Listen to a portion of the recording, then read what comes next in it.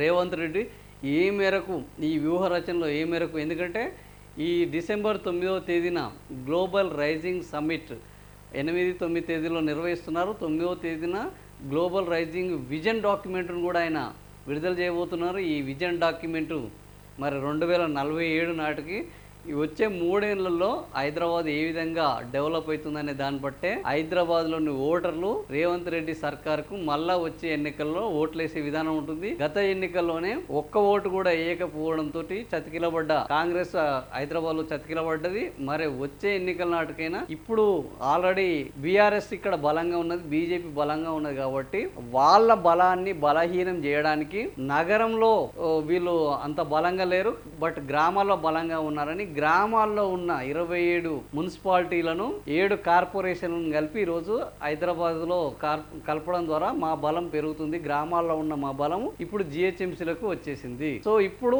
ఇంకా మేము ఎన్నికలు నిర్వహిస్తే మా బలం కూడా ఈ దానికి తోడై మా యొక్క ఉనికి కూడా చాటుకోవడానికి అవకాశం ఉంటుంది అని ముఖ్యమంత్రి రేవంత్ రెడ్డి ఇక్కడ బలహీనం ఉన్న చోట బలం పెంచుకోవడం కంటే బలంగా ఉన్న చోట వాళ్ళని తీసుకొచ్చి బలహీనం ఉన్న చోట వాళ్ళతోటి కలిపేసే ప్రయత్నం అయితే అద్భుతంగా చేశారు. మరి ఈ బలహీనం ఉన్న చోట తమ బలాన్ని తీసుకొచ్చి కలపడం ద్వారా అవతల బలంగా వచ్చిన వాళ్ళు బలహీనం అవుతారా లేదా బలహీనంగా ఉన్న వాళ్ళు బలవంతం అవుతారా అనేది తేలాల్సింది.